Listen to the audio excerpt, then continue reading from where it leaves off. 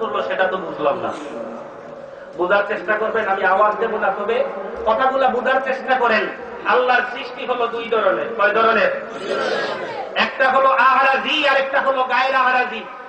উলামায়ে কেরাম যারা আছেন, আশা রাখি আমার কথাগুলা ওরা ভালো বুঝবে। একটা হলো বস্তুগত আর একটা হলো অবস্তুগত। অবস্তুগত যেটা, বস্তুগত কোনো কিছু সৃষ্টির আগে আমার আল্লাহ তাআলা সৃষ্টি করলেন, সেটা হলো আপনার আমার নবী মুহাম্মদুর রাসূলুল্লাহ সাল্লাল্লাহু আলাইহি ওয়াসাল্লামের নূর মুবারক। জুড়ে বলুন সুবহানাল্লাহ। দলিল হলো হযরতে জাবেরের প্রশ্নের উত্তরে রাসূল বলেছেন, আউয়ালু মা খালাকাল্লাহু বি নূর। এই সৃষ্টির পরে, আচ্ছা বলেন তো, নূর যেটা আলো, বাংলা হলো কি? আলো। আলো কি ধরা যায় হাতের ভিতরে? কথা বলেন। সেইটাকে ধরা যায় না, ছোঁয়া যায় না, পকেট বন্দি করা যায় না, সেটা হলো অবস্তুগত। আর যেটাকে ধরা যায়, ছোঁয়া যায়, মুআনাকা মুসাফা করা যায়, সেটা হলো কি? আরাদি, বস্তুগত। যখন আল্লাহ কোনো কিছু সৃষ্টি করে নাই, তখন গায়ের আরাদি অবস্তুগত একটা জিনিস সৃষ্টি করেছে, সেটা হলো আপনার আমার নবীর নূর মুবারক। জুড়ে বলুন সুবহানাল্লাহ। আল্লাহ তাআলা অবস্তুগত আমার নবীর নূর বানানোর পর যত কিছু বানিয়েছে, আল্লাহ দুইটা হরফের এক শব্দ কাফ এবং নুন একত্রিত করলে হয় কুন। ইন্নামা ইযা আরাদা শাইআন আইয়াকুলা লাহু কুন ফায়াকুন। আল্লাহ কোনো কিছু বানাইতে যাইয়া বলছে কুন হও, ফায়াকুন হয়ে গেছে।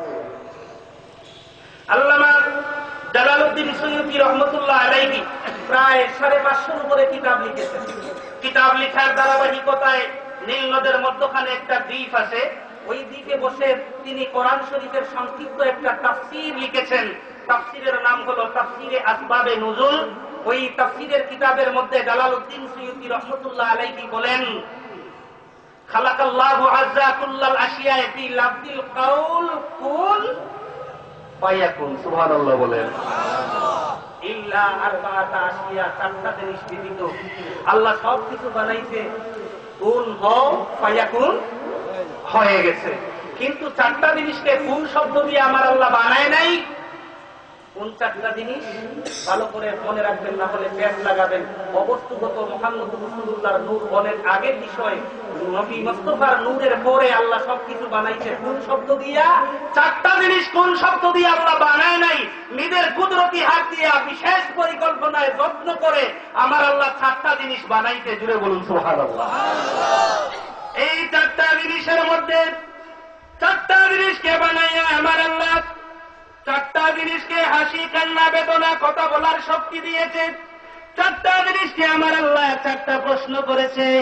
আমার আল্লাহ যেই চারটা প্রশ্ন করেছে, আল্লাহর কুদরতি কদমের সামনে ওই চারটা জিনিস আল্লাহর দেয়া চারটা প্রশ্নের জবাব দিয়ে দিয়েছে।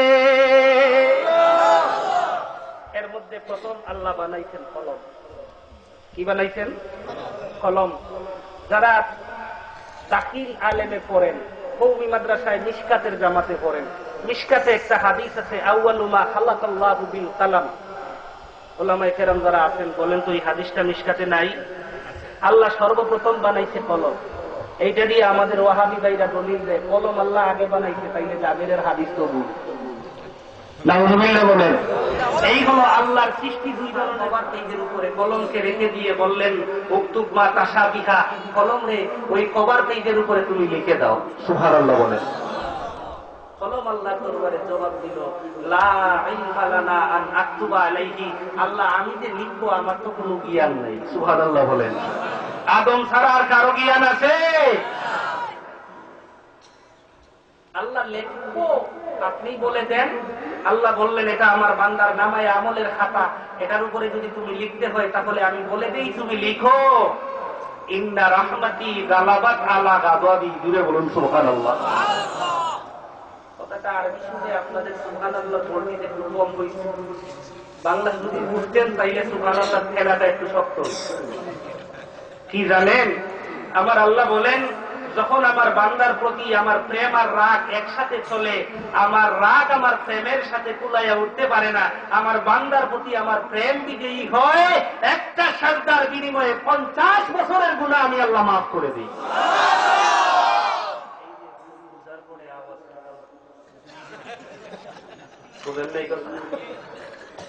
আমাদের সমাজে একজন মানুষ 40-50 বছর পর্যন্ত নামাজ পড়ে না, আছে না নাই? কানাইঘাটে কম, কারণ এটা সাতচুল্লার এরিয়া। ওইটা সাইডা সিলেটে যাইয়া দেখেন, ঢাকায় গিয়া দেখেন, এদিক দিয়া মসজিদের মুয়াজ্জিন আযান দেয়, এই দিক দিয়া চাচা সিগারেট ধরায়, আছে না নাই? একজন মানুষ 40-50 বছর পর্যন্ত নামাজ নাই, হঠাৎ করে আয়নার সামনে দাঁড়িয়ে শুক্রবার, তারা দাঁড়িয়ে কেনা দেখেন না, শুক্রবার বেশি চাষে আছে না, আছে না? আয়না তারা চাষা যায়, দাড়ি তো সাদা হয়ে গেছে, মহিলা যাব মনে হয়। এই বইটা একটা মানুষের ভিতরে যখন আসলো, 40টা বছর বান্দা নামাজ পড়ে নাই, 40টা বছর পর্যন্ত বান্দা নামাজ পড়ে নাই। এই বয় আসার পরে ওযু করে এটা পেমানন হয়, একটু চেয়ার দেওয়া যায় না? হাজিরিন, আপনাদের আকাঙ্ক্ষিত মেহমান চলে আসছেন, আমি আর কথা সামনে নিব না, আপনারা ভালো থাকবেন। এই যে উনি বসছে, এটা কুলার নিতে মানা, কথা বলতে হয় তাহলে উনাকে চেয়ার দিতে হবে, বুঝেন নাই কথা? উনি আমার সিনিয়র মানুষ, উনি নিচে বসে থাকবো, আমি কথা বলবো, কেউ আবার রাগ করবেন না আমার। কারণ আমরা মুসলমান, আমাদের নবী কি বলেছেন, আদাবানি রাব্বি ফাহসানা তা'দীবি, আমার আল্লাহ আমাকে আদব শিক্ষা দিয়েছেন, সেটা পৃথিবীর সর্বোত্তম আদব। সুবহানাল্লাহ বলেন। এই নবীর উম্মত বেয়াদবি করতে পারে না। ভাইজান, আপনি যদি একটু অনুমতি দেন, 5 মিনিট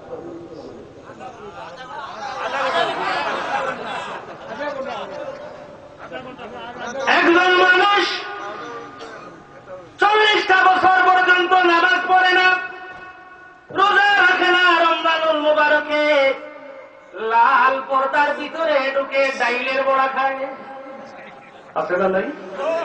আমি একবার রমজান মাস দুপুরের সময় খুব বেশি জ্বর আসছে, গাড়ির থেকে আমার মহল্লায় এক হোটেলের সামনে গাড়ি থেকে নামছি, মাথা চক্কর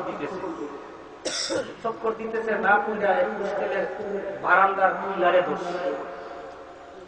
তো লোকটা আমার মুসলমান, চা যদি একটা খাই 15 টাকার থেকে 15 পয়সা কমও নেয় না, বুঝলেন?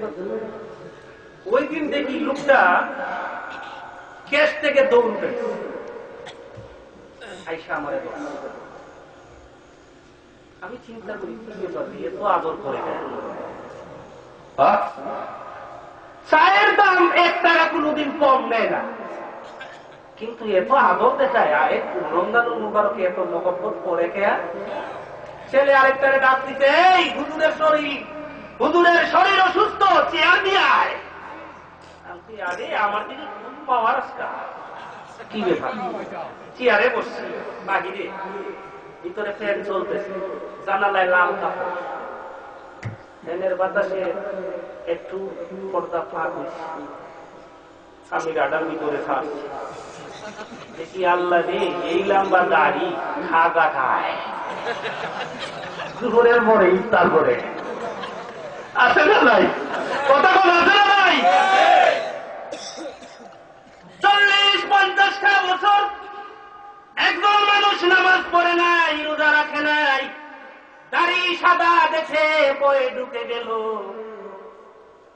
ওযুটা করে ঘরের ভিতরে যাইয়া নামাজের মুসল্লায় দাঁড়িয়ে 2 রাকাত নামাজ আদায় করে সিজদায় যাইয়া চোখের পানি ছেড়ে ছেড়ে কাঁদে, জীবনটা বরবাদ করে দিলাম, আল্লাহ আর শয়তানি করব না, আমাকে মাফ করে দাও। আমার আল্লাহ বলে, আমার বান্দার প্রতি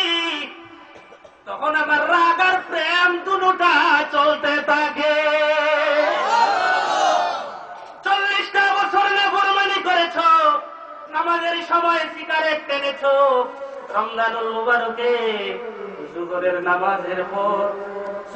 নামাজের পর লাল পর্দার ভিতরে 2টা ইফতার মেরে দিছ। 40টা বছর আমার কথা শোনো নাই, 40টা বছর আমি আল্লাহর অবাধ্য হবার কারণে আমার বান্দাকে শাস্তি দেব না। একটা বার কুদরতি কদমে সাজদা করে বান্দা কাঁদে, চোখের পানি দেখে আমি আমার বান্দাকে মাফ করব। আল্লাহর প্রেম আর রাগ দুটা যখন একসাথে চলতে থাকে, আমার আল্লাহ বলে ইন্না রাহমাতি গালাবাত আলা গাদাবি। আমার রাগ আর আমার প্রেম আমার কোন বান্দার প্রতি যখন একসাথে চলতে থাকে রে, আমার রাগ আমার প্রেমের সাথে কোলায় উঠতে পারে না। আমার প্রেম বিজয়ী হয়ে একটা সাজদার বিনিময়ে গোটা 50টা বছরের গুনাহ আমি আল্লাহ তাআলা মাফ করে দেই। কলম কি করছে এই কথাটা বাদ দেন। কলম ওয়াজ করলে একদিন শেষ, এদিকে যাওয়ার সময় নেই। এই যে আপনাদের মুহতারাম চলে আসছেন, উনি খুব সুন্দর দলিল ভিত্তিক কথা বলে, ওনাকে আপনারা চিনেন না? অনেক আসছেন। দ্বিতীয়ত আল্লাহ তাআলা বানালেন আরশে আজিম নিজের হাত দিয়ে। এটা আবার আহলে হাদিসের মাস্টারদের মতো আল্লাহর হাত বানাইবেন না। আল্লাহর হাত বললে সেটা বলতে হবে আল্লাহর কুদরতি হাত। কুদরতি হাত দিয়ে আল্লাহ আরশে আজিমকে বানালেন, জবান খুলে দিলেন। আরশে আজিমকে যখন জবান খুলে গেল, আরশে আজিম বলল, আল্লাহ আরেকটা অস্থায়ী ফেরালাম আরশ যদি আপনি বানাইতেন, ওইদিকে একবার তাকাইতাম, আমার দিকে একবার তাকাইতাম, ওইটা যদি আমার চাইতে সুন্দর হতো আমি বলতাম যে ওইটা যা আছে আমারে দেন। যেহেতু দ্বিতীয় কোনো আরশ নাই, অতএব আপনার কাছে আমার প্রশ্ন, আপনার কাছে কি এমন কিছু আছে যেটা আমার মধ্যে লাগালে আমি এত সুন্দর হব? আপনি আল্লাহ আমার প্রেমে 24টা ঘন্টা আপনার কুদরতি নজর আমার দিকে দিয়ে দিবেন? আমার আল্লাহ জবাব দেয়, হ্যাঁ আছে। সুবহানাল্লাহ বলেন। আরশে আজিম প্রশ্ন করে, আল্লাহ এত দামি কোন জিনিস যেটা আমার মধ্যে লাগালে আপনি আল্লাহ আমার দিকে 24টা ঘন্টা তাকিয়ে থাকবেন? আমার আল্লাহ জবাব দেয়, আরশে আজিম রে, আমার কাছে এমন একটা নূর আছে যেই নূরটা হলো আমার শেষ জামানার নবী মুহাম্মদুর রাসূলুল্লাহ সাল্লাল্লাহু আলাইহি ওয়াসাল্লামের নূর মুবারক, যেটা তোমার মধ্যে লাগালে তুমি এত সুন্দর হবে। আমি আল্লাহ 24টা ঘন্টা আমার কুদরতি নজর দিয়ে তোমার দিকে তাকায়া থাকবো। নূরে মুহাম্মদী আল্লাহ দিয়ে কইছে আমার কাছে একটা মাটি আছে। কথা কোন না কেন? আল্লাহ কি বলতো? আমার কাছে একটা নূর আছে। আরশে আজিমের সাথে আল্লাহ যখন নবী মুস্তাফার নূর ফিট করে দিলেন, নূর তো ঝকঝক করে, এই যে জারবাতির মতো। আমার আল্লাহ 24টা ঘন্টা আরশে আজিমের দিকে, আমার নবী মুস্তাফার নূরের দিকে কুদরতি নজর দিয়ে তাকাইয়া থাকলেন। তৃতীয়ত নিজের কুদরতি হাত দিয়ে আল্লাহ বানাইলেন আপনার আমার আদি পিতা হযরত আদম আলাইহিস সালামকে। ওই কথাটা বলেই আমি আপনাদের কাছ থেকে বিদায় নেব ইনশাআল্লাহ। আদম আলাইহিস সালামের বডিটা বানাইয়া আল্লাহ আরশে আজিমের নিচে রাখলেন, রূহ ছাড়লেন। রূহ ভিতরে থাকে না, অন্ধকার, ভয় লাগে। যাই হোক, রূহটা যখন ভিতরে আবদ্ধ থাকলো, আদম আলাইহিস সালামের হাসি, কান্না, বেদনা সমস্ত সেন্স চলে আসলো। আদম আলাইহিস সালাম 40টা বছর পর্যন্ত আরশে আজিমের নিচে সেজদা দিয়ে পড়ে থাকলেন, মাথাও উঠান না, কোনো কথাও বলেন না। সুবহানাল্লাহ বলেন।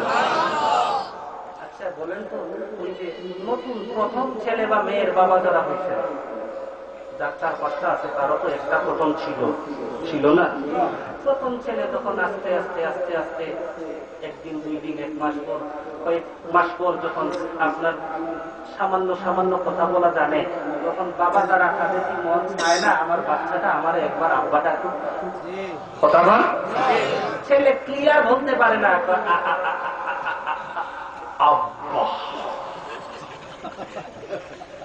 বলে না।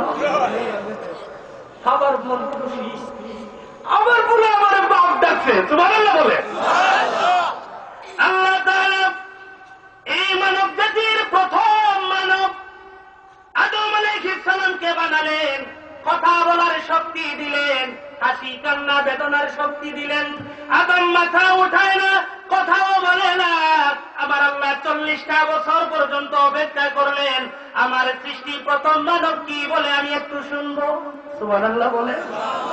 আদম তো মাথা উঠায় না, কথাও বলে না। আমার আল্লাহ 40টা বছর পর আদম আলাইহিস সালামকে উদ্দেশ্য করে বললেন, ইয়া আদম ইরফা রাসাকা উনজুর ইলাল আরশিল মুআল্লা, সুবহানাল্লাহ বলেন।